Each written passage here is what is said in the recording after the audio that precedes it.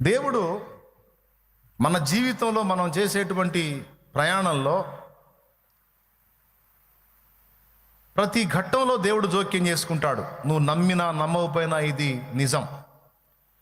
నీ బ్రతుక్కి నీకు నువ్వు చీప్ అవ్వచ్చు, మీ ఇంటోళ్ళకు నువ్వు తేలిక అవ్వచ్చు, మీ బజారోళ్ళకి నువ్వు చీప్ అవ్వచ్చు, కానీ దేవునికి మాత్రం నువ్వు సీరియస్. ఎంత సీరియస్ అంటే రోజు నువ్వు దువ్వే తల ఎన్ని వెంట్రుకలు కలిగి ఉందో లెక్కేసి కూర్చున్నాడు ఆయన. అంటే నువ్వు తేలిగ్గా చూసే జుట్టు దువ్వినప్పుడు జుట్టు ఎంతో రాలిపోతుంది, దాని గురించి నీకు చింత లేదు. చాలా తేలిగ్గా చూసే నీ జుట్టు విషయంలో కూడా దేవుడు శ్రద్ధ కలిగి ఉండి నీ తల వెంట్రుకలన్నీ లెక్కింపబడి ఉన్నవి అని రాయించాడు గ్రంథంలో.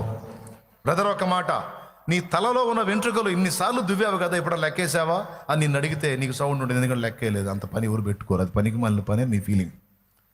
జుట్టు లెక్కేసుకుని ఎడుగు ఒకటే రెండు ఎవరు లెక్కేసుకుని కూర్చుంటారా, అది పనికి మళ్ళీ పని కదా అది అని నువ్వు అంటే నిజంగా నీకు నాకు అది పనికి మళ్ళీ పనే. కానీ నిన్ను నన్ను చేశాడే ఆయనకు అది చాలా సీరియస్. అంటే నిన్ను దేవుడు ఎంత తీవ్రంగా పరిగణించాడో ఫస్ట్ నీకు క్లారిటీ ఉండాలి. ఇప్పటిదాకా చాలా విషయాల్లో స్పష్టత చెప్పుకున్నాం కదా. దేవుని దృష్టిలో అసలు నువ్వు ఎలా ఉన్నావో, దేవుడు నిన్ను ఎంత సీరియస్గా చూస్తున్నాడో, నీ జీవితంలో నువ్వు వేయాల్సిన అడుగుల విషయంలో ఎవ్రీ డే దేవుని జోక్యం ఉంటుంది. బాగా వినండి, ప్రతిరోజు దేవుని జోక్యం ఉంటుంది.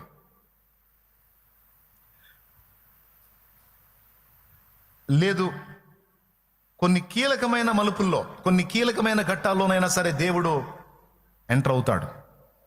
కొన్ని చూసి చూడనట్టు వదిలేస్తాడు. బ్రదర్, ఇప్పుడు చెప్పేది మిస్ అయితే నష్టపోతాడు, జాగ్రత్త వినండి. కొన్ని చూసి చూడనట్టు వదిలేసిన కొన్ని కీలకమైన మలుపుల్లో మాత్రం ఖచ్చితంగా ఎంటర్ అవుతాడు దేవుడు. ఎందుకంటే నిన్ను ప్రేమించి నీకు ఆయన మీద ప్రేమ ఉన్నా లేకపోయినా నువ్వంటే ఆయనకి పిచ్చి ప్రేమ, నువ్వంటే ఆయనకి పిచ్చ ఇష్టం. ఎంత ఇష్టపడితే నిన్ను నిర్మించుకున్నాడు, ఎంత ఇష్టపడితే నీ కోసం ప్రాణం పెట్టాడు. నువ్వు మంచోడు అని కాదు, నువ్వు చెడిపోయిన స్థితిలో ఉండగానే నిన్ను పిచ్చిగా ప్రేమించాడు ఆయన. మనం ఇంకా పాపులమై ఉండగానే క్రీస్తు యేసు మన కోసం చనిపోయెను. అది దేవుని ప్రేమ. ఇంతగా ప్రేమించేవాడు నీ జీవితంలో ఎదురయ్యే కొన్ని కీలకమైన మలుపుల్లో ఖచ్చితంగా ఇన్వాల్వ్ అవుతాడు, స్టెప్ తీసుకుంటాడు. కొన్ని విషయాలు నీతో మాట్లాడతాడు, కొన్ని నీకు బయలుపరుస్తాడు, కొన్నిటిని చెయ్యమని నీకు చెప్తాడు, కొన్నిటిని వదిలేయమని మాట్లాడతాడు. అలా నీకు దేవుని వాక్కు కీలకమైన మలుపుల్లో కావచ్చు, అనుదినం కావచ్చు, దేవుని వాక్కు నీకు దొరికేటట్లుగా దేవుడు సౌకర్యం ఏర్పాటు చేశాడు. దాదాపు 12 నుంచి 14 రకాలుగా, 12 నుంచి 14 రకాలుగా ఆయన వాక్కు ఏదో ఒక రూపేణ నీకు దక్కేటట్టు, నీకు అందేటట్టు, దాన్ని బట్టి నువ్వు జాగ్రత్త పడేటట్టు దేవుడు నీతో అనుదినము మాట్లాడటానికి ఇష్టపడ్డాడు.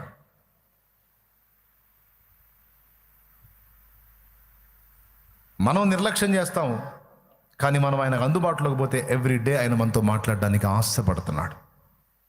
ఆయన స్టేటస్ వేరు, ఆయన స్థాయి వేరు, మన స్థాయి వేరు. అయినా సరే అందరికంటే అన్నిటికంటే మనల్ని ఎక్కువ ప్రేమించి మనకు దగ్గరయ్యి మనతో స్నేహానికి, సహవాసానికి, మనతో మాట్లాడడానికి, మనతో వ్యవహరించడానికి దేవుడు చాలా ప్రీతిగా ఉన్నాడు, చాలా ఇష్టంగా ఉన్నాడు.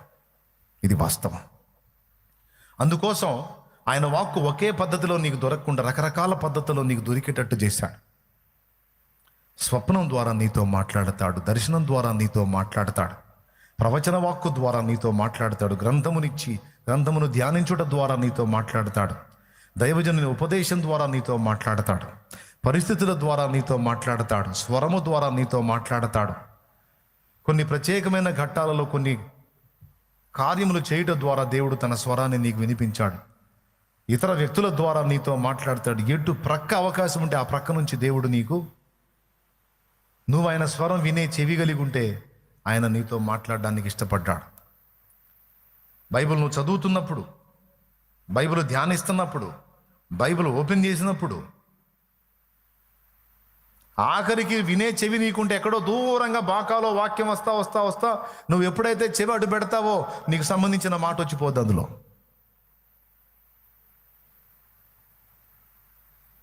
వినే చెవి నీకుంటే ఎక్కడో దూరంగా వినబడే బాకాలోంచి కూడా దేవుని స్వరం నీకు వినపడిద్ది, దైవజనుడి వాక్కుతో.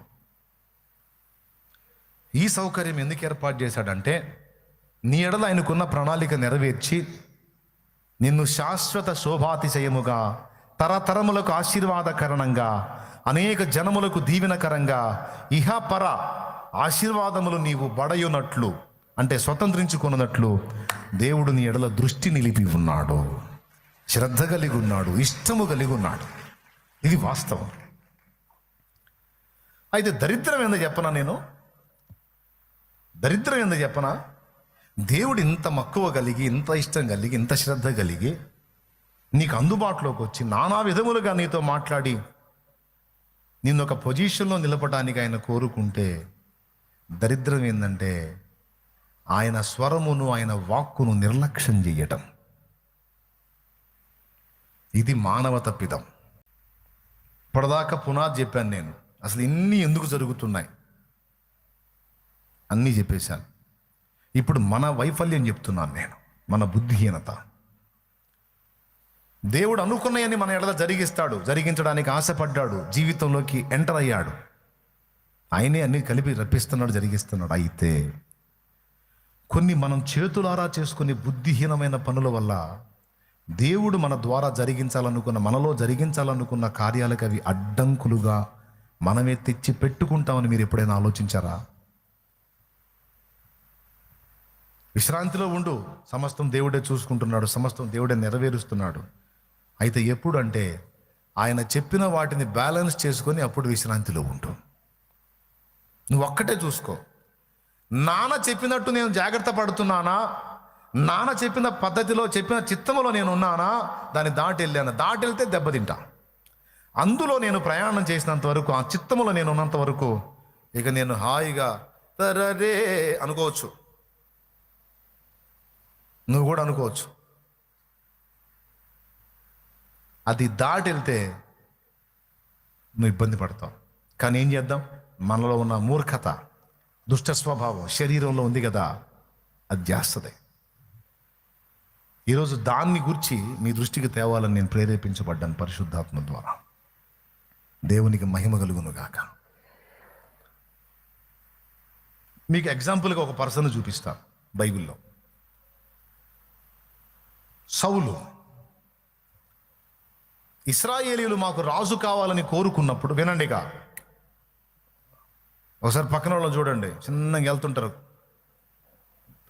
పక్కన వాళ్ళు చూడండి, చేతులు కలపండి, వందనాలు చెప్పండి. రైట్, ఇప్పుడు నాకు వెళ్ళి చూడండి. ఇశ్రాయేలీయులు మాకు రాజు కావాలన్నప్పుడు దేవుడు సమూయేలు ద్వారా సౌలుని ఎంపిక చేస్తాడు. సౌలుని, ఈ సౌలు అనేవాడు ఇశ్రాయేలీయులకు రాజు అవుతాడు, మొదటి రాజు. ఇతని విషయంలో కూడా దేవుడు భలే జోక్యం చేసుకుంటాడు, చాలా కార్యాలు చేస్తాడు. దేవుడు చేసి ఓ పొజిషన్ తెస్తాడు. ఇతన్ని తెచ్చి జాగ్రత్తగా, నా ప్రజలు లేని నాయన, నీకు గైడెన్స్ ఇవ్వడానికి నా ప్రవక్తను ఏర్పాటు చేశా, నాయకుడిని ఏర్పాటు చేశా, సమూయేలుని. నా వాక్కు డైరెక్ట్గా నీకు అందదు, ఆయన వైపు నుంచి అందుతుంది. ఓకే, నా వాక్కు, నా చిత్తము నీకు తెలియటానికి, ఇదిగో నిన్ను సిద్ధపరిచి అభిషేకించినప్పుడు ఎవరిని వాడుకున్నానో, ఇక కంటిన్యూగా నువ్వు చేయాల్సినటువంటి ప్రయాణంలో కీలకమైన ఘట్టాల్లో ఆయన వైపు నుంచి నీకు గైడెన్స్ అందుతుంది, హెచ్చరిక దొరుకుతుంది, సలహా దొరుకుతుంది, ఆలోచన దొరుకుతుంది. అది అందుకొని నువ్వు ప్రయాణం చేయి. అది దేవుని మాట.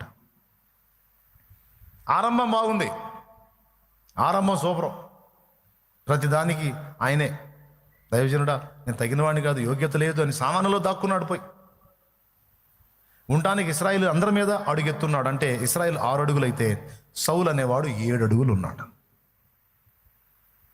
టేప్ పెట్టుకోవాలి, ఇంచుమించు 7 అడుగుల హైట్ సౌలు.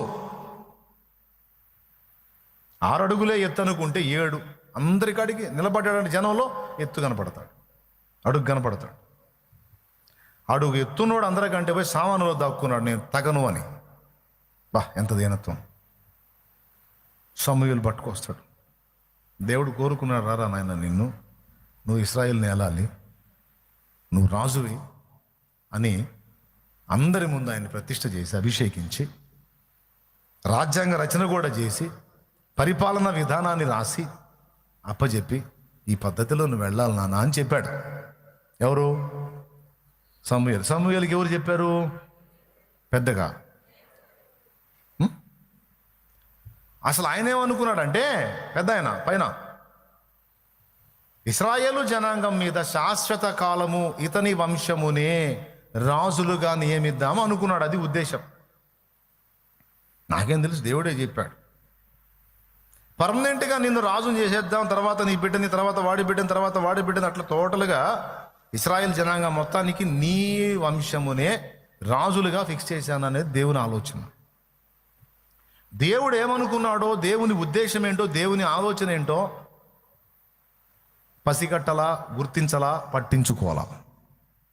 ఆ స్టార్టింగ్లో ఏం లోబడ్డాడు. ఇక తర్వాత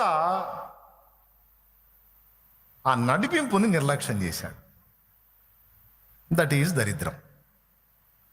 దేవునికి స్తోత్రం. దేన్ని నిర్లక్ష్యం చేశాడు? ఆ నడిపింపుని నిర్లక్ష్యం చేశాడు. ఎటువైపు నుంచి దైవ వాక్కు దొరుకుతుందో, ఏ వాక్కును బట్టి రాజయ్యాడో, ఏ వాక్కును బట్టి ప్రజలు నేలేవాడయ్యాడో, ఏ వాక్కును బట్టి ప్రజలు అతన్ని గౌరవించారో ఆ వాక్కును నిర్లక్ష్యం చేశాడు. ఆయనకి ఇవ్వవలసినటువంటి గౌరవాన్ని ఇవ్వకుండా తన హృదయములో అతన్ని తృణీకరించాడు.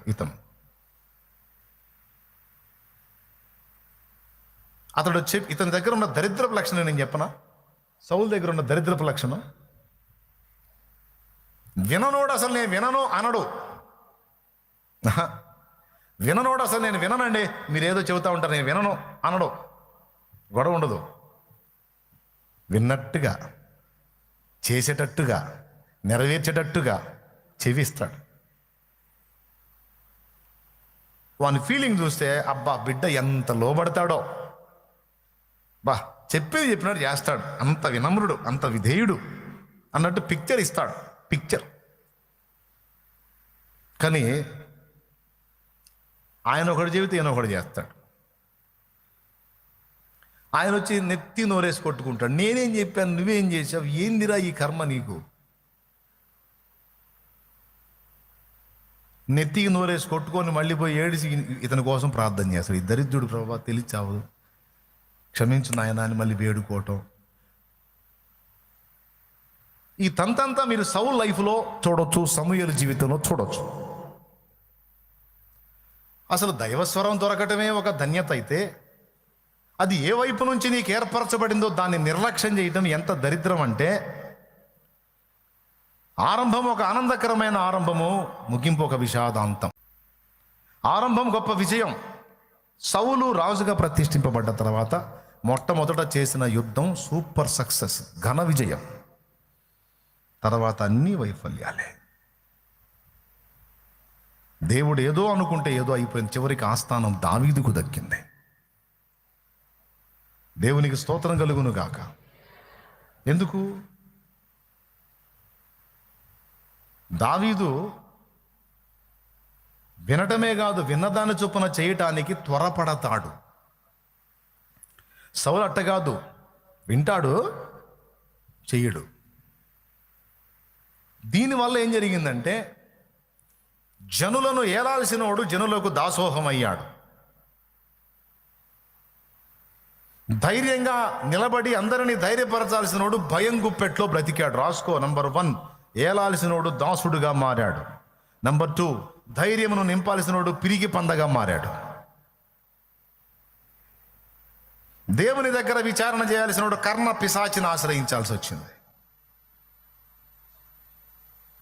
శాశ్వతముగా ఇశ్రాయేలు మీద తన వంశ పరంపర రాజులు అవ్వాల్సిన వాళ్ళు సౌలుతోనే స్టాప్ అయిపోయింది. అంటే శాశ్వత ఆశీర్వాదం పోయింది. రాజాయి ఏలాల్సినోడు ఏలబడ్డాడు మనుషుల చేత. నేను చెప్పిన వాటిని రెఫరెన్స్లు చూపిస్తాను మీకు బైబిల్లో.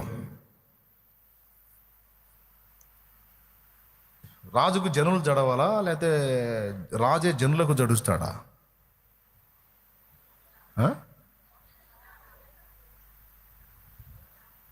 దైవ వాక్కును తిరస్కరించి దేవుని వాక్కును తృణీకరించి నేర్చుకోవటం మానేసి, ఆయన చెప్పేది ఏంది, ఆయన చెప్పాడు అప్పుడేదో అయిపోయింది, రాజుగా ప్రతిష్ఠ చేశాడు, ఇంకేంది నాకు తెలియదు ఏంది ఏం చేయాలో అని సమూయేలు రాకముందు ఆయన సొంతంగా బలివ్వటం మొదలుపెట్టాడు. 1, 2 అమాలేకులను హతము చెయ్యని ఆజ్ఞ ఇస్తే జనాలు కోరుకున్నారని క్రొవ్విన వాటిని, శపితమైన వాటిలో క్రొవ్విన వాటిని తెచ్చుకున్నాడు. ఏందిరా ఈ పని అని ఆయనకి అద్దిస్తే ఆయన గొంగళి దుప్పటి, ప్రవక్త మీద ఉండే దుప్పటి పట్టుకొని లాగితే పర్రమని చినిగింది. ఎంత రెక్లెస్, ఎంత తృణీకార భావం. ఇవన్నీ సౌలు జీవితంలో జరిగిన. ఇంటికి పోయి ధ్యానించండి. ఏ వాక్కును బట్టి కృప పొందావో ఆ వాక్కును తృణీకరించుట ద్వారా కృప పోగొట్టుకొని ఏదో అవ్వాల్సిన వాడివి ఏదో అయ్యావు. ఏనుగు అయిద్దిరంటే పీనుగు అయినట్టు అయింది బతుకు. స్తోత్రం. బ్రదర్స్ లైన్లో ఉన్నారా? ఎంతమంది లైన్లో ఉన్నారు? 2 చేతులు చెప్పండి స్తోత్రం. వాక్కును తృణీకరించి భ్రష్టు పట్టిన వాడు ఒకడైతే, వాక్కును గౌరవించి గయ్యుకొని ధన్యుడైన వాడు రెండోవాడు దావీదు. ఇప్పుడు దావీదు అని పేరు పెట్టుకున్నారు కొంతమంది, కానీ దావీదుకున్న విధేయత వెళ్ళకలేదు. కొంతమంది దావీదులు ఉన్నారు. ఇక్కడ కూర్చున్న వాళ్ళు కూడా దావీదులు ఉంటారు. దావీదని పేరు పొందగానే సరికాదు నాన్న, నేను బాప్తిస్మం ఇచ్చి దావీదని పేరు పెడతాను. దావీదని పేరు ఉంటే సరికాదు నాన్న. దావీదు లైఫ్ ఉండాలి, దావీదు విధేయత ఉండాలి. దావీదు గొప్పతనం ఏంటో తెలుసా? దేవుడు నియమించిన ప్రవక్తలను గౌరవించాడు. సౌలు దరిద్రం ఏందో తెలుసా? దేవుడు నియమించినటువంటి ప్రవక్తను తృణీకరించాడు, దైవ వాక్కును నిర్లక్ష్యం చేశాడు. దేవుని గ్రంథంలో ఒక మాట ఉంది, లూకాసు వార్త ఒకసారి తీయండి, ఒక మాట చూపిస్తాను ముగింపులో. లూకాసు వార్త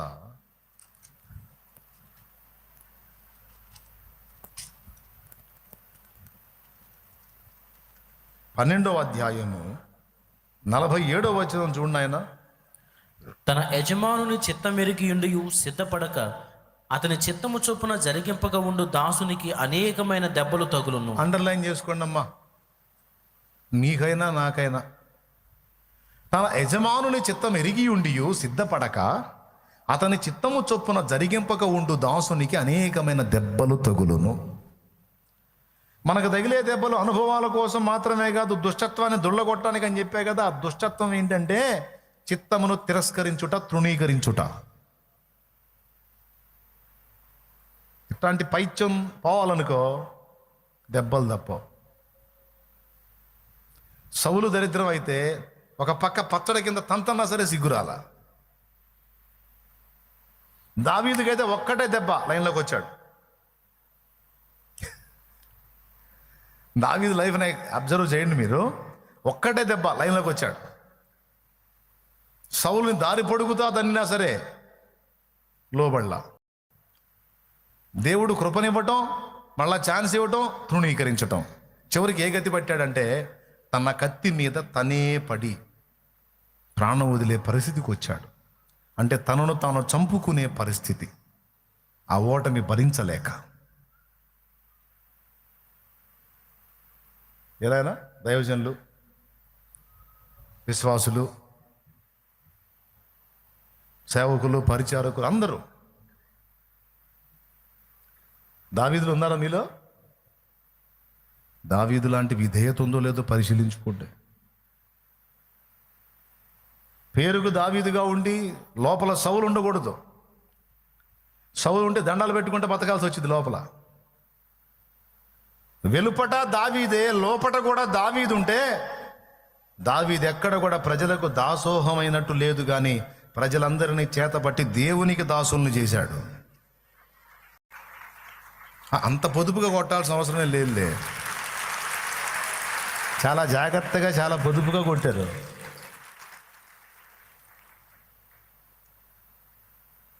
అర్థమైందా? దావీదు జనాలకు దాసత్వం చేయలా, జనాలను ఎలి జనాల మొత్తాన్ని పట్టుకొని దేవునికి లోబరిచి తన తరము వారికి దేవుని సంకల్పం చొప్పున సేవ చేసి నిద్రించాడు. అది దావీదు. బయటికి దావీదు పేరు పెట్టుకొని లోపల సౌల్లా బతికితే దాసత్వం చేయాలి, దాసోహం అని బతకాలి. సంతానానికి వచ్చే దీవెన కూడా పోయిద్ది.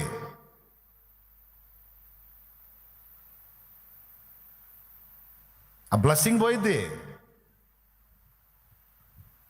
తెలుసా మీకు? సౌలు తర్వాత సంతానం ఉందా లైన్లో?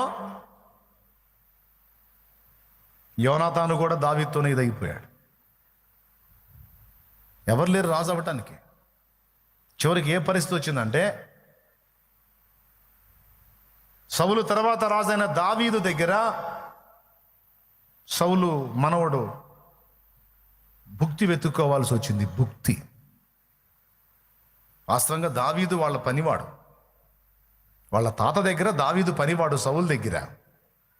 చివరికి మెఫీబోషెత్ ఎక్కడికి పోయి పడ్డాడు? సౌలు మనవడు. దావీదు దగ్గరికి పోయి చేరితే బల్ల దగ్గర కూర్చోబెట్టి దావీదే ఫుడ్ పెట్టాడు, దావీదే లైఫ్ ఇచ్చాడు. తన బిడ్డ తరం ఆశీర్వదించబడాల్సింది. ఆ కర్మ ఎందుకు వచ్చింది? ఎందుకు వచ్చింది? అవిధేయత. దైవవాక్కును దైవవాక్కుగా గౌరవించకుండా స్పష్టంగా దేవుడు మాట్లాడిన తిరస్కరించి బుద్ధిహీనంగా వేసిన అడుగుల ప్రభావమే అలాంటి కర్మ సౌలు లైఫ్లో. ఈరోజు అందరికీ ప్రేమతో చెప్తున్నాను, జాగ్రత్త, జాగ్రత్త. దేవుడు ప్రతి గుండెను పరిశీలిస్తాడు, ప్రతి వ్యక్తి కదలికను అబ్జర్వ్ చేస్తాడు దేవుడు. విధేయులైన వారికి పరిశుద్ధాత్మ, విధేయులైన వారికి విజయము, విధేయులైన వారిదే రాజ్యం, విధేయులైన వారికే వంశం. ఇదంతా దావీదులో ఉంది. లైఫ్లో ఒక బలమైన రాంగ్ స్టెప్ వేశాడు, కొడితే మళ్ళీ జీవితంలో తిరిగి చూడలాడు. దేవుడే సాక్ష్యం ఇచ్చాడు, నా చిత్తానుసారమైన మనస్సు గలవాడని. ఆ దేవుడే క్రీస్తుగా భూమి మీదకి వచ్చినప్పుడు ఆ దావీదు కుమారుణ్ణి అనిపించుకోవడానికి ఇష్టపడ్డాడు. అంతటి ధన్యత దావీదుకి ఎందుకు దక్కింది? ఈరోజు దావీదులు ఇక్కడ చాలామంది ఉన్నారు. ఎందుకు అట్టున్నారు చెప్పనా? యజమానుని చిత్తం ఎరిగి ఉండియో అలాగూ చేయక అనేక దెబ్బలు తింటున్నారు. ఇక్కడ ఉన్నోళ్ళు, లైవ్లో ఉన్నోళ్ళు అందరూ. పేరుకు దావీదులే, లోపల సౌళ్ళుగా బ్రతకండి. బయట దావీదే, లోపల కూడా దావీదు అన్నట్టు బ్రతకండి. అప్పుడు ధన్యులవుతారు. అప్పుడు నువ్వే కాదు, నీ బిడ్డ తరం ఆశీర్వాదకరం అవుతుంది. ఏమంటారు? సౌలుని శాశ్వతంగా రాజుని చేయాలనుకున్నాడట. అయితే నువ్వు తిరస్కరించావు, అడుగడుగున నాకు ఎదురొచ్చావు నువ్వు. చివరికి ఒక శాపగ్రస్తమైన ముగింపులోకి వెళ్ళిపోయావు. చివరికి తలగొట్టి డెడ్ బాడీని ఒక దగ్గర పడేసి తలను తీసుకెళ్ళి శత్రువు కోట గుమ్మాన్ని కట్టుకున్నాడు. శవమును వేలాడదీశాడు, తలకాయను వేలాడదీశాడు. రెండింటిని దించి పాడ మీద పెట్టి మోసుకొచ్చి దహనం చేశారు. కానీ దావీదు గురించి ఏముందో తెలుసా? దేవుని సంకల్పము చొప్పున తన తరము వారికి సేవ చేసి నిద్రించి తన పితరులతో కూడా పాతి పెట్టబడెను. ఇప్పటికీ దావీదు సమాధి అడ్రస్ ఉంది, కానీ సౌలుది. ఎందుకు ఈ విషయాలు మాట్లాడుతున్నానంటే ఒక్కటే పాయింట్, ఒక్కటే అందరికీ ఇక ముగింపు. ఇక బైబిల్ కూడా మూసేస్తున్నా. స్తోత్రం చెప్పండి, 2 చేతులు ఎత్తి. నిజంగా చెప్పండి. సూటిగా సుత్తి లేకుండా డైరెక్ట్ పాయింట్కి వచ్చి మాట్లాడా. ఒక్కటే మిస్టేక్. దేవుని చిత్తం ఏంటో దేవుడు స్పష్టంగా తెలియజేస్తున్నా దానికి లోబడకుండా దైవ చిత్తమును తృణీకరించి అడుగులు వేయటం దెబ్బలకు కారణం, దరిద్రానికి కారణం, శాపగ్రస్తమైన అనుభవాలకు కారణం, దుఃఖానికి కారణం, ఓటమికి కారణం, వైఫల్యానికి కారణం, దాసత్వానికి కారణం, సంతానం యొక్క ఆశీర్వాదం కూడా బ్రేక్ అవ్వడానికి కారణం. ఎంతమందికి అర్థమైంది? అలా వద్దు, ఇప్పుడు చెప్పినవన్నీ రివర్స్ అవ్వాలి. వైఫల్యం వద్దు, విజయం కావాలి. దాసత్వం వద్దు, పాలనా దక్షత కావాలి. వంశక్షయం కాదు, వంశం వర్ధిల్లాలి అంటావా? అట్లయితే రా, దావీదు అనుభవంలోనికి రా. ఎంత ధన్యత అంటే దావీదు సింహాసనాన్ని స్థిరపరిచాడంట దేవుడు. నేను చెప్పలా, గాబ్రియల్ చెప్పాడు మరియమ్మకి.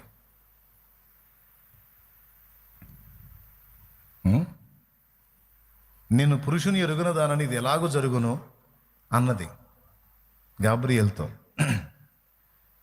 అమ్మా, నీ గర్భవాసాన బిడ్డ పుడతాడు, కొడుకు పుడతాడు, ఆయన సమస్తాన్ని ఏలేవాడు అంట. ఇది ఎలా జరిగిందంటే ఆయన చెబుతాడు, పరిశుద్ధ ఆత్మ నిన్ను ఎన్నుకున్నది, సర్వోన్నతుని శక్తి నిన్ను కమ్ముకున్నది. పరిశుద్ధ ఆత్మ నిన్నే ఎన్నుకున్నది, సర్వోన్నతుని శక్తి నిన్ను కమ్ముకున్నది. ఆది అంతములు లేనివాడు నీ తనయుడు, దావీదు గద్దెనెక్కు రాజేంద్రుడు, నీ గర్భాన పుట్టబోవు దేవదేవుడు, యుగ యుగాలు భూమిని గాచు ఆది దేవుడు. శుభం శుభం శుభం. దూత దీవించిపోయాడు. అక్కడ చెప్పాడు, దావీదు గద్దెనెక్కుతాడమ్మా నీ బిడ్డ, దావీదు సింహాసనం స్థిరం. రేపు యేసయ్య రెండో రాకడ వచ్చిన తర్వాత 1000 ఏళ్ళ నీతి పాలన ఆయన ఎక్కే సింహాసనం దావీదు సింహాసనమే. దావీదు ఏ గోత్రం వాడండి? యూదా. స్తోత్రం స్తోత్రం చెప్పండి ఒకసారి అందరూ. దావీదు ఏ గోత్రానికి చెందినోడు? యూదా గోత్రానికి చెందినోడు.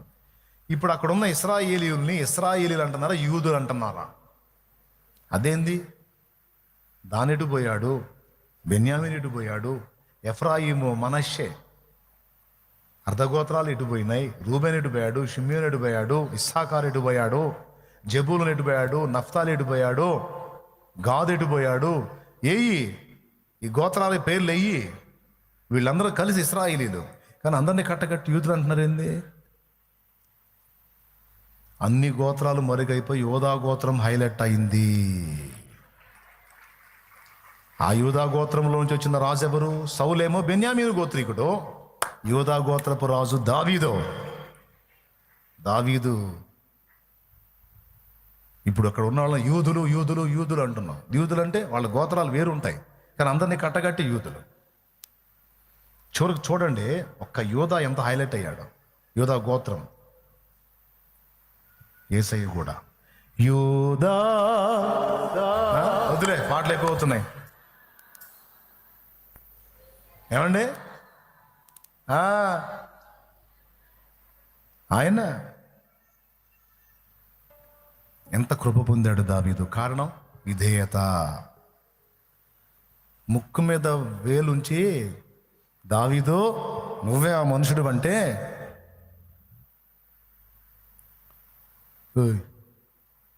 మైండ్ పోయిందా? నువ్వు ప్రవక్త అయితే ఎవరు అక్కడ? చిత్తం మహాబలి, నేను తీసుకెళ్ళి తల కొట్టేసేయండి అంటే అవుట్. సౌలు చేశాడు, అబ్యాతారుని చంపేశాడు, యాజక కుటుంబాన్ని హతం చేశాడు, చాలామందిని చంపాడు సౌలు. దావీదు జైలా. దావీదు గొర్రెలు కాసే స్థితిలో ఉన్న నిన్ను తీసుకొచ్చి రాజును చేసి, నీ శత్రువుల భార్యని నీ కౌగిటికి ఇచ్చి, నీకేది తక్కువ కాకుండా చేశాడు నా ప్రభు. ఇన్ని ఎరిగి, ఇన్ని తెలిసి, ఇన్ని అనుభవించి ఒక నిరపరాధి రక్తాన్ని చిందిస్తావా? నీ పొరుగు వాని భార్యను వాని హతం చేసి స్వాధీనం చేసుకుంటావా? ఎవడు వాడు అని లేచావే, దావీదు నువ్వే ఆ మనుషుడివి అంటే ఒక్క మాటన్న ప్రవక్తనే ఎదురు చెప్పలా. విధేయత చూపిన వాడి పరిగెత్తుకుంటూ వెళ్ళి దేవుని సముఖంలో పడి గోడు నేర్చాడు. శాప భయమున నేర్చుచు దావీదు తన పాప రూపము చూచుచు, శాప భయమున నేర్చుచు దావీదు తన పాప రూపము చూచుచు, పాపముతో పశ్చాత్తాపముతో ప్రభుని పదములు సంధించి, తాపముతో పశ్చాత్తాపముతో ప్రభుని తాకురగని క్షమాపణను దీనా పోయేచ్చాడండి. అయ్యో దేవా దేవా దేవా దేవా, నేను ఎంత దౌర్భాగ్యుని దేవా. నా జీవితంలో మాయని మచ్చ తెచ్చుకున్నాను కదా ప్రభువా. ప్రవక్త నాకు చెప్పి గద్దించిందాక నాకు సిగ్గు తెలియకపోయినే. ఇంత ఘోరమైన పాపం నీ దావీదు చేయటం ఏందయ్యా? ఇంత ఘోరమైన నీచమైన పని నీ దావీదు. చూడు ప్రభువా, నీ దావీదు ఎంత పని చేశాడో చూడు ప్రభువా అనిపై సాష్టాంగపడి సాగిలపడి నా కన్నీళ్లతో నా పరుపు తేల చేయుచున్నాను అన్నాడు. పాపంలో నా తల్లి నన్ను గర్భాన్ని మోసిందయ్యా. ఒక పాపికి పుట్టిన వాడిని నేను. నా పాపాన్ని క్షమించు. నీ పరిశుద్ధాత్మ నా యొద్ద నుండి తీసివేయి. చంచల మనసుతో తేడాబడ్డాను, స్థిర మనసు నాకు పుట్టించు. నేను నీచుండి ప్రభు, నేను నీచు పురుగును ప్రభు, అసహ్యుణ్ణి ప్రభు. నన్ను ముట్టి కడగొద్దు, టచ్ చేయొద్దు. ఈ సోపుతో నన్ను కడుగు. నన్ను కడిగేదానికి, నన్ను తాకడానికి కూడా నాకు అర్హత లేదు. ఈ సోపుతో నన్ను కడుగు. నన్ను తాకొద్దయ్యా. అంత నీచుణ్ణి, అంత అసహ్యుణ్ణి. ప్రవక్త గద్దింపును విని గడగడగడగడలాడిపోయాడు తప్ప ప్రవక్తని ఎదురాడలేదు. ప్రవక్త మాట తృణీకరించను లేదు. పోయి ఏడ్చాడు. అప్పటి నుంచి ఇక దావీదు జీవితంలో కన్నీళ్లే. వేదనే. తన పాప రూపాన్ని చూశాడు. ఎంత పాపం చేశాడో తనకు అప్పుడు కనపడింది ఆ రూపం.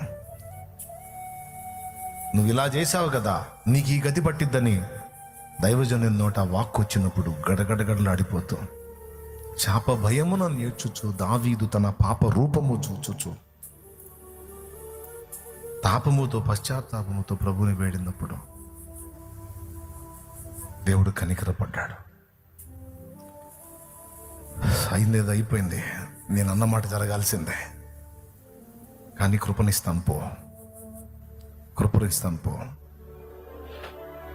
నువ్వు అడిగావుగా పరిశుద్ధాత్మను తీసేయొద్దని, తీయను పో. సౌలుకు ఎడం చేసినట్టు నా కృపను నీకు ఎడం చేయను, నీ సంతతికి ఎడం చేయను. నువ్వు తప్పు చేసినా, నీ బిడ్డలు తప్పు చేసినా బెత్తంతో శిక్షించినట్టు శిక్షిస్తాను, కానీ శాశ్వతంగా కృపను దూరం చేయను. దావీదు ఓ, దావీదు కన్నీళ్లు చూసి కదిలిపోయాడు. పశ్చాత్తాపంతో దేవా నా విధేయతలు క్షమించు, నాకు ఇవి న్యాయమే. ఆ మాటలన్నీ చెప్తాడు 51వ కీర్తనలో. తీర్పు తీర్చున్నప్పుడు నీవు నిర్మలుడుగా కనపడతావు దేవా. నువ్వు చేసేది న్యాయమే దేవా. నువ్వు నన్ను ఇలాగా ఈ గతి పట్టిస్తానంటే 100% రైటే అది. ఎందుకంటే అందుకు తగిన తప్పు నా వల్ల జరిగింది. మరో చోట కూడా అట్లనే దావీదు అంటాడు, నా మీదికే రాయ్యా, నా ప్రాణం తీసుకోయ్యా, ప్రజల్ని ఇబ్బంది పెట్టొద్దయ్యా అంటాడు. బిడ్డలారా, వద్దామా దేవుని పాదాల దగ్గరికి, రండి మోకాళ్ళ మీదకి, ఒప్పుకోండి మీ అవిధేయతల్ని. దైవ జనాంగం, విశ్వాసగణం, రండి మోకాళ్ళ మీదకి రండి. ఎక్కడెక్కడ దేవుని వాక్కు తృణీకరించి, ఎక్కడ నిర్లక్ష్యం చేసావు, ఎక్కడ అడుగులు జారుతున్నావు, రాజువై ఏలాల్సినడివి దాసుడుగా దండాలు పెట్టుకుంటూ బతుకుతున్నావేమో చూసుకో. యోధా గోత్రపు సింహములాగా గర్జించాల్సినడివి పిల్లిలాగా దడుచుకుంటూ బతుకుతున్నావేమో చూసుకో. దేవుడు కృపతో ఇచ్చిన దైవ స్వరాన్ని కేవలం నీ బద్ధకంతో నిర్లక్ష్యంతో తృణీకరిస్తున్నావేమో చూసుకో. జరిగిన నష్టాలు చాలు, పడ్డ కష్టాలు చాలు. లోబడు, విధేయత చూపు. ఈ రాత్రి నా తండ్రి నీ జీవితంలో కార్యాలు చేయబోతున్నాడు. ఈ రాత్రి నా తండ్రి నిన్ను ఆయన రక్తం చేత కడిగి శుద్ధీకరించి ఒక నూతన క్రియ నీ ఎడల జరిగించబోతున్నాడు. ఆయన దేవుడు ఎప్పుడైనా అలాంటి పని చేయాలనుకున్నప్పుడు ముందు సరిచేస్తాడు. దేవుడు కృప ఇవ్వాలనుకున్నప్పుడు ముందు లోపాలెత్తి సరిచేస్తాడు, దిద్దుకోమంటాడు. దిద్దుకుంటే అప్పుడు పిడికిలి విప్పుతాడు. దావీదు ఆ శాపం పొందిన దావీదే, ఆ ఇబ్బంది పడ్డ దావీదే, ఆ ఏడ్చి మొత్తుకున్న దావీదే ఎంత కృప పొందాడంటే, దావీదు కుమారుడా నన్ను దాటిపోకయ్యా, నజరేతువాడా నన్ను విడిచిపోకయ్యా.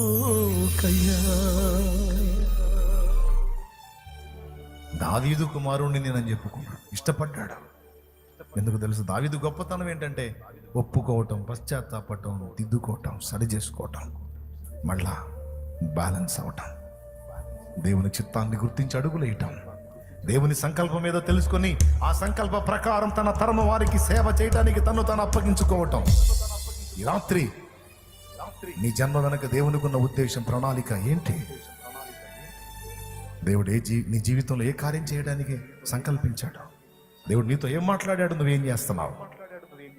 దేవుడు ఏం చేయమని నీతో మాట్లాడాడు, నువ్వేం చేస్తున్నావు? నీ ఆలోచనలు, నీ క్రియలు, నీ తలంపులు, నీ ప్రవర్తన. నీకు బుద్ధి చెప్పుచున్న వారిని తృణీకరిస్తున్నావా? అది సౌలు అనుభవం.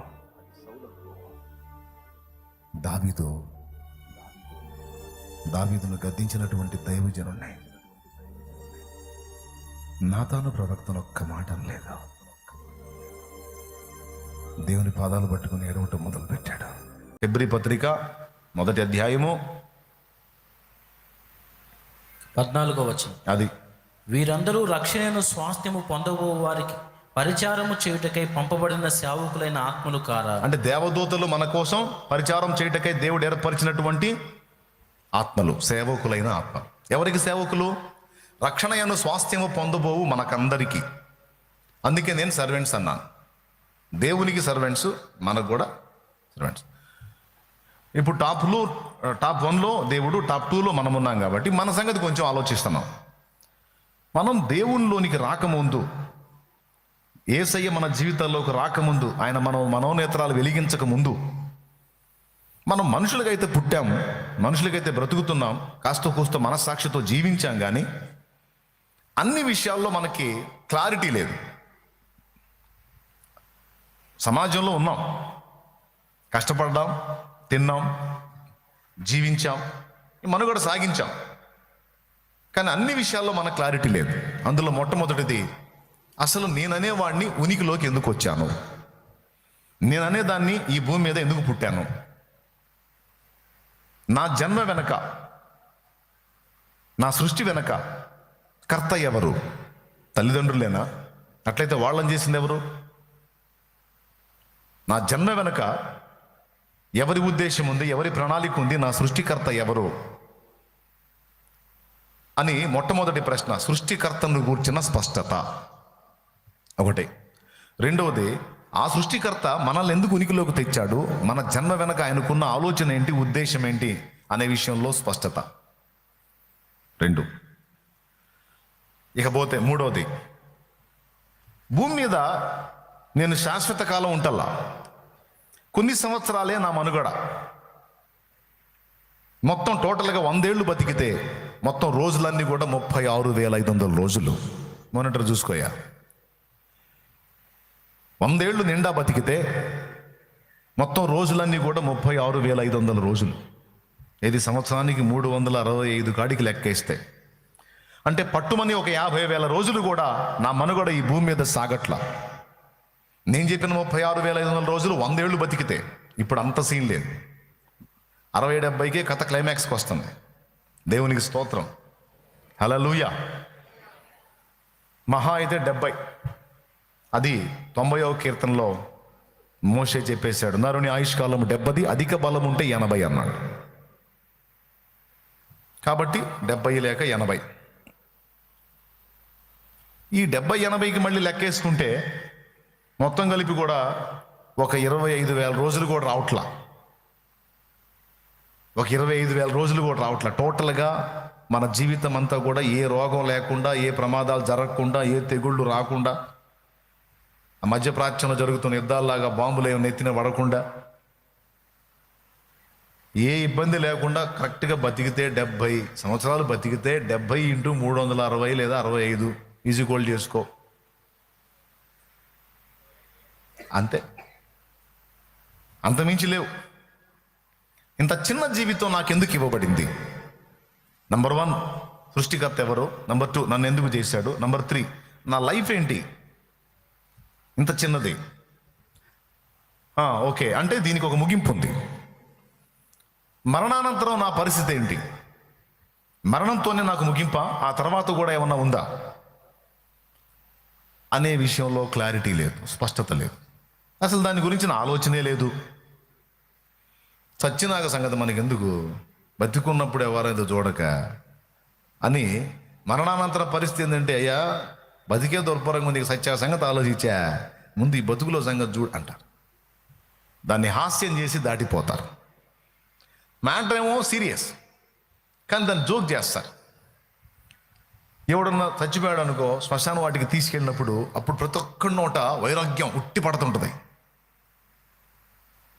ఏందోలే బావగారు, జీవితం చూడవా, ఏం సాధించాడు వాడు, ఏం పొందుకొని పోయాడు చూడు, బండెడు మట్టిలో పుడిచిపెట్టేశాం అని బావమరిది అంటే బావంటాడు, ఏందో అంత మాయరా ఈ జీవితం, ఇదంతా నాటకం రా అంటాడు. నాటకం అంటాడు, మాయ అంటాడు. వీళ్ళిద్దరి మాటలు ఏంటంటే బయటికి బాగానే వీళ్ళు కాషాయం కట్టుకుంటారేమో అనిపిస్తుంది.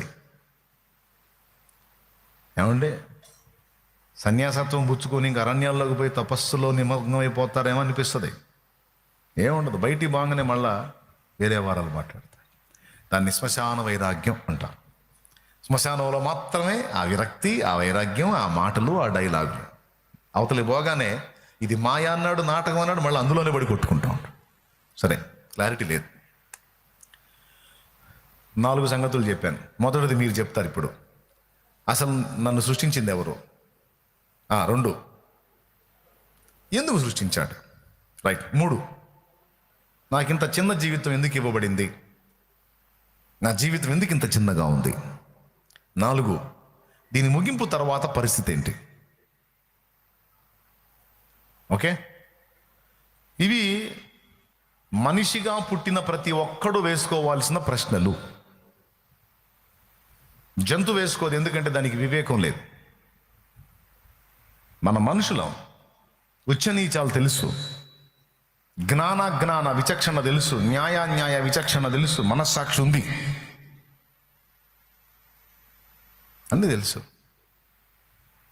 నిజం చెప్పండి, ఈరోజు క్రీస్తులోకి వచ్చిన తర్వాత మీకు అన్ని తేటగా అర్థమవుతున్నాయి. కానీ ఇలాంటి విలువైన విషయాలు ప్రభువులోకి రాకముందు మనకి ఈ ఆలోచనలు వచ్చినాయా?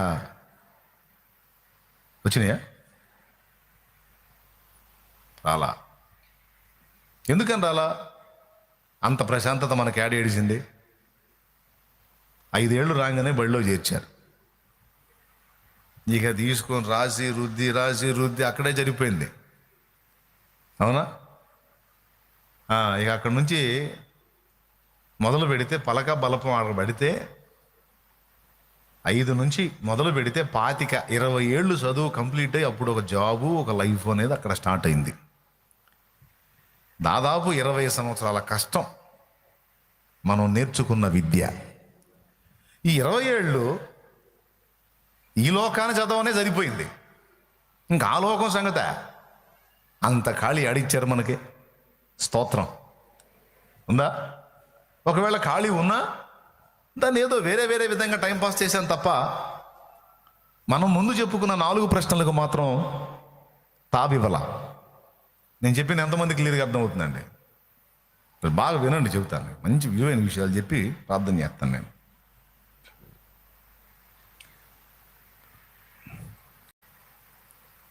కొన్ని సన్నివేశాలు మనకు ఎదురైనప్పుడు లీలగా కొన్ని డౌట్స్ వచ్చినాయి, కానీ మళ్ళీ చెదిరిపోయినాయి.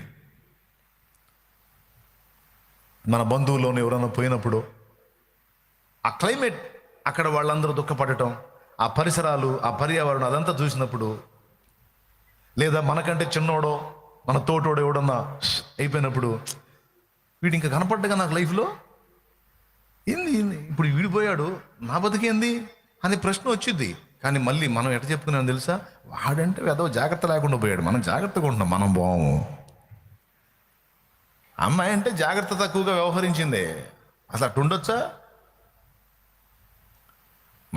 నేను జాగ్రత్తగా ఉంటాను, నేను చావును అని మళ్ళీ వచ్చిన ఆలోచనలను చెరిపేసుకున్నాం తప్ప మనకి మేజర్ ప్రశ్నలు అయితే రాలేదు. వచ్చిన వాటి విషయంలో స్పష్టత మనం కలిగి లేం.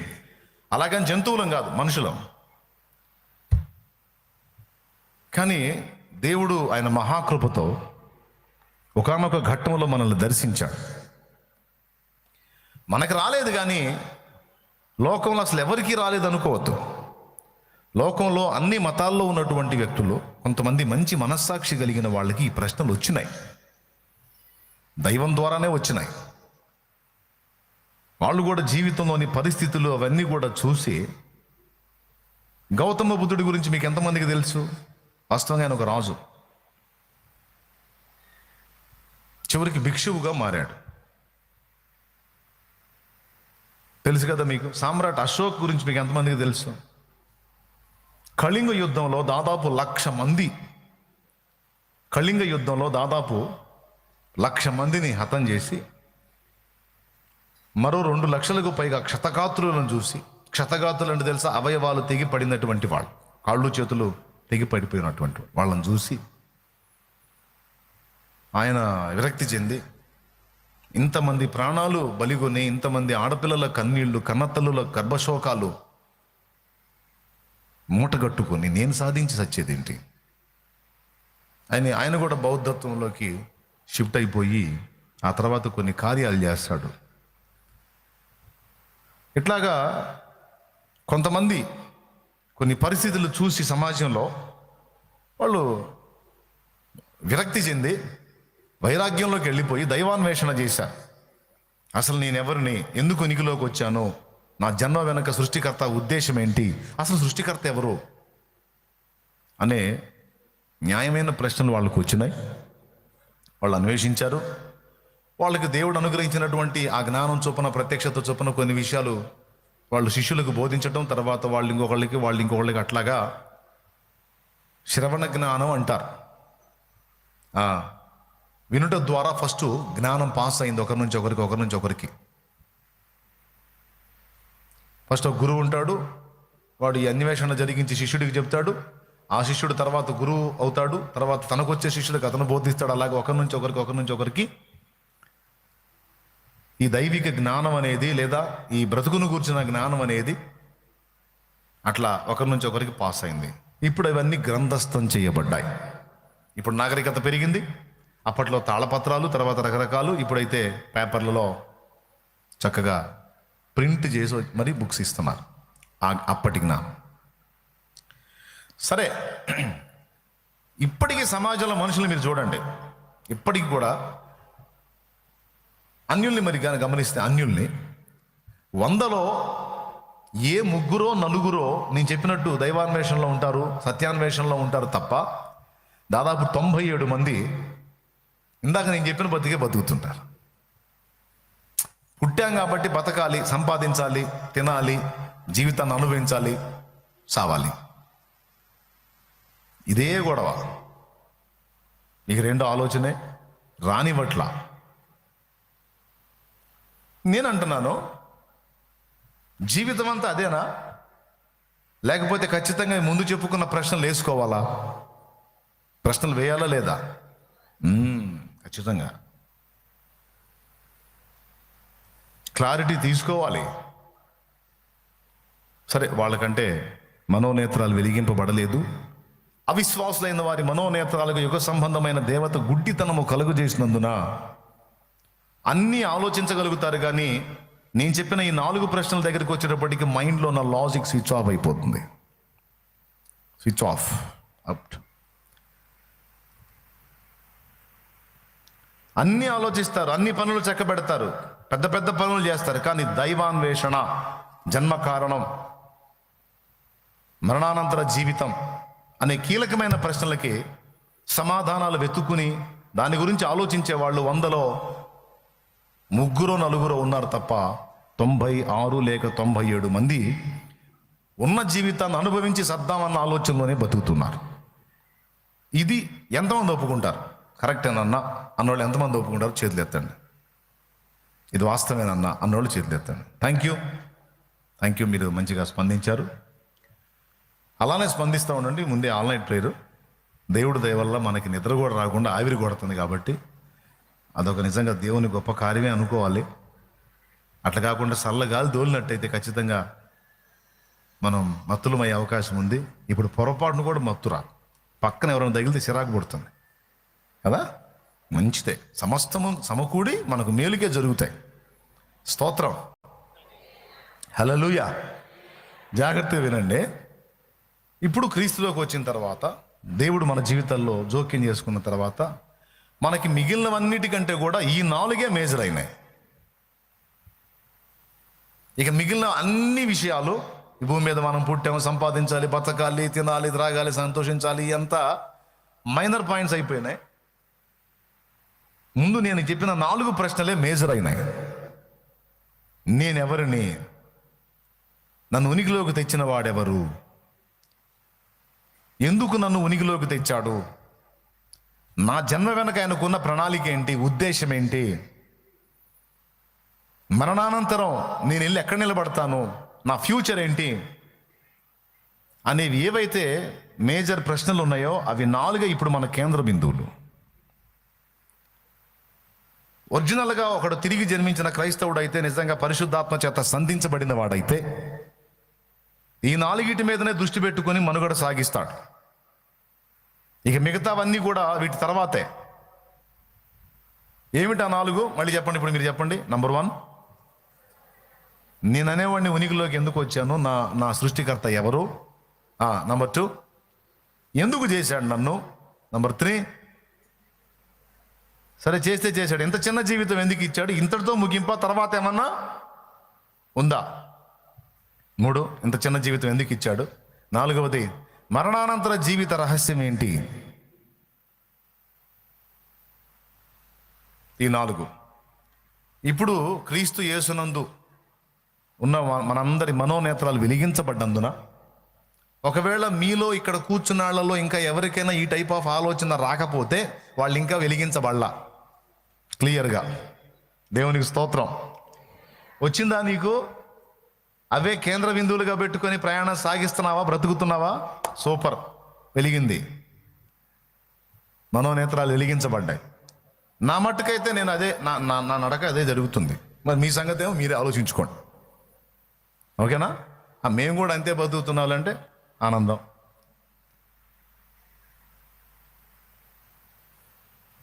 ఎప్పుడైతే యేసయ్య మన జీవితంలోకి వచ్చాడో అప్పటిదాకా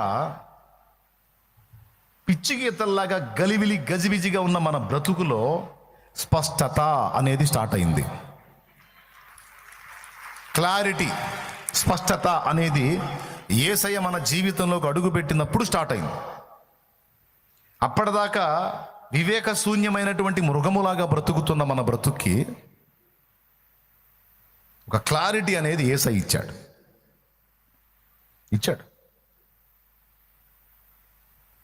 సృష్టించిన సృష్టికర్త ఎవరో క్లారిటీ ఇచ్చాడు. ఎందుకు సృష్టించాడో క్లారిటీ ఇచ్చాడు.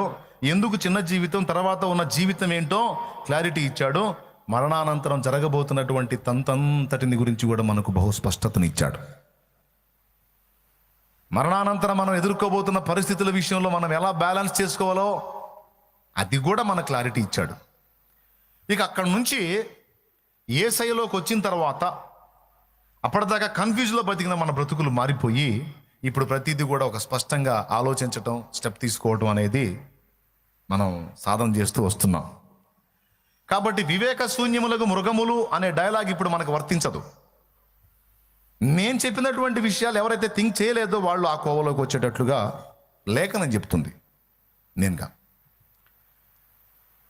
అయితే దేవుని కృపను బట్టి మనం క్లారిటీలోకి వచ్చాం కనుక ప్రతి విషయంలో ఆన్లైన్ కోవటానికి ఎందుకు వచ్చావు? ఒక క్లారిటీ ఉంది. దేవుని సన్నిధిలో గడపడానికి, ప్రార్థన చేయడానికి. మామూలుగా చేసే ప్రార్థన వేరు, నిద్ర మానుకొని త్యాగంతో చేసే ప్రార్థన వేరు. అలాగే ఇలాంటి ప్రార్థనలో ఎన్నో కార్యాలు దేవుడు స్పష్టంగా చేయడం జరిగింది, సాక్ష్యాలు కూడా వస్తుంటాయి అక్కడ. కాబట్టి ఆన్లైన్ ప్రేయర్లో నేను కూడా దేవునితో గడిపి ప్రత్యేకంగా దేవుని కార్యాలను స్వతంత్రించుకోవాలి నా జీవితంలో అనే స్పష్టమైన అవగాహనతో వచ్చావా? లేకపోతే అందరూ పోతాడు నేను కూడా వస్తుందినే అనుకుంటూ వచ్చావా? ఎట్లొచ్చావు? నీ చెప్పింది దాంతో క్లారిటీతో వచ్చావుగా, స్పష్టంగానే వచ్చావుగా, సంతోషం. ఎవరో పోతుంటే చూసి బండి ఎక్కలా. వెళ్ళాలి, దేవుని సన్నిధిలో గడపాలి, రాత్రి దేవునితో మాట్లాడుకోవాలి. దేవుడు నాతో ఏం మాట్లాడతాడో నేను తెలుసుకోవాలి అనే సదుద్దేశంతో ఒక మంచి స్పష్టతతోనే ఇక్కడికి వచ్చి కూర్చున్నాం. ఈ స్పష్టత అనేది మన లైఫ్లోకి తీసుకొచ్చింది యేసయ్యే. యేసయ్య మన జీవితాల్లో అడుగు పెట్టకపోతే, నేను చెప్తున్నా కదా, 20 సంవత్సరాలు నేను కూడా భక్తి జీవితం చేశా, దైవాన్వేషణ, సత్యాన్వేషణ చేశా, కానీ స్పష్టత లేదు లేదు లేదు. ఎప్పుడైతే ప్రభు నా లైఫ్లోకి వచ్చాడో అప్పుడు ప్రతి దానికి కూడా స్పష్టమైన సమాధానం. ఒక సృష్టికర్త అనేవాడు ఎలా ఉంటాడు, ఆయన హై క్వాలిటీ ఏంటి, ఆయన వ్యక్తిత్వం ఏంటి, అదంతా ఎవరికి ఉంది అనే దానిలో నాకు స్పష్టత వచ్చింది. సరే, ఇంతమంది పురుషులు ఉంటే నన్ను ఎందుకు పుట్టించాడు? మగోళ్ళు లేరని నన్ను పుట్టించాడా? లేకపోతే మగోళ్ళు ఉండగా నన్ను ఎందుకు కావాలనుకున్నాడు? కోట్ల మంది ఉన్నారు భూమి మీద పురుషరత్నాలు, నా వల్ల ఉపయోగం ఏంటి అంటే, నా మీద కూడా ఒక ఉద్దేశంతో నన్ను పుట్టించాడు. అంటే కోట్లాది మంది జెంట్స్ ఉన్నప్పటికీ కూడా దేవునికి తృప్తి లేదు, నేను ఒకరిని ఉనికిలోకి రావాలని ఆయన అనుకున్నందుకు నాకు ఈ లైఫ్ వచ్చింది, లేకపోతే రాదు. దేవునికి మహిమ. అది మీకు చాలాసార్లు చెప్పాను. తల్లిదండ్రుల ప్రణాళికలో కూడా నేను లేను. అప్పటికే 7గురిని అన్నారు, ఇంకా లేకన్నా నన్ను కందే. ఆ 7గురిని మోసేసరిగా అయిపోద్దాడు పని. 8వ వాడిగా మనం దిగాం. దీన్ని బట్టి మీకు ఏం అర్థం అవుతుంది? వాడు కోరిక అన్నది కాదు, స్తోత్రం, ఆయన కోరి పుట్టించాడు.